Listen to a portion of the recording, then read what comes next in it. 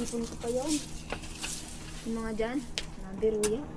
Papa Dong, Buhay Canada. Ayun guys, bago mag-winter, clearing muna tayo sa mga aning paligid natin kasi kailangan natin linisin ang dapat linisin at saka ihanda yung mga dapat handaan para sa pagdating ng winter. Wala na tayong iisipin kundi na ano na natin, napaghandaan na natin lahat. Dahil nga hindi natin alam kung malakas ba ang darating na tawag ito na winter na sana naman ay hindi malakas. Yung tama lang, di ba? Ayan no, ang ganda ng araw guys no.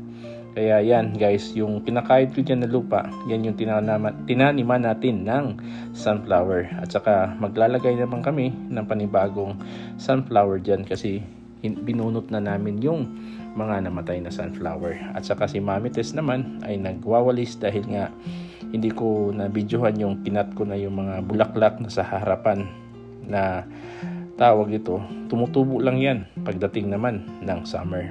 Kaya nakaka-amaze din no, summer tutubo lang siya ng kusa, and then sa winter namamatay siya, di ba? Pero pag summer na tutubo na. Ito yung maganda guys ha, yung sa sunflower ha. Yung buto ilalagay na namin diyan pagkatapos mag-summer o mag-winter na guys ha. Pero tutubo yan ng summer. Yan, winter tuloy ng summer. Kaya nakakamangha guys na yung buto pa lang na tinanim mo, pagdating ng summer guys, tutubo yun siya. Yan. So yung nakita nyo na mga tawag ito, bag na ano, na naka-block ng garbage bag, yun yung ano tawag ito, sunflower. Yan. So clearing muna tayo sa mga palibot kung ano yung dapat natin tawag ito, itabi. Kagaya niyang upuan na yan, dapat natin itabi. Pero hindi ko pa rin tinabi. At kung napapansin nyo, yung mga flower pot, tinabi ko na sa ilalim sa lanay natin. Ayan. So yan oh, may mga flower pot pa rin dyan. Ayan yung tinanmihan ko ng kalabasa. So hindi ko na lang kinuha. Ayan. For good na tayo guys dito. At saka nalinis na rin natin yung mga paligid. At saka naayos na natin yung mga dapat ayusin para naman ay hindi magulo pag winter. Dahil dapat mong linisin guys. Bakit? Kasi kung malakas ang snow, hindi mo na nakikita yung tawag ito, kung may pako, kung may upuan dyan, baka matabunan ng snow. At saka kung tatakbo si Maria doon, madidisgrasya ka.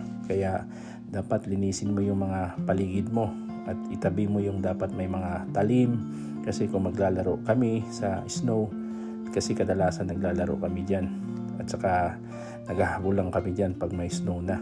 Kaya maaari pong dapat natin linisin ang ating paligid dahil hindi tayo nakakasiguro kung magkamali tayo ay maaari tayong magka-injury or madisgrasya tayo for mga anak natin. So kailangan natin linisin talaga ang paligid.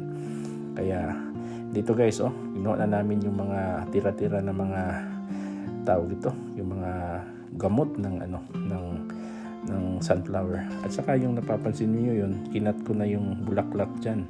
At abangan nyo sa summer guys, tutubo yan siya. Kaya sa mga followers ko, magbakas lang at engage dahil namimigay pa rin ng biyaya si Papa Dong. Maraming salamat at babayo sa inyong lahat.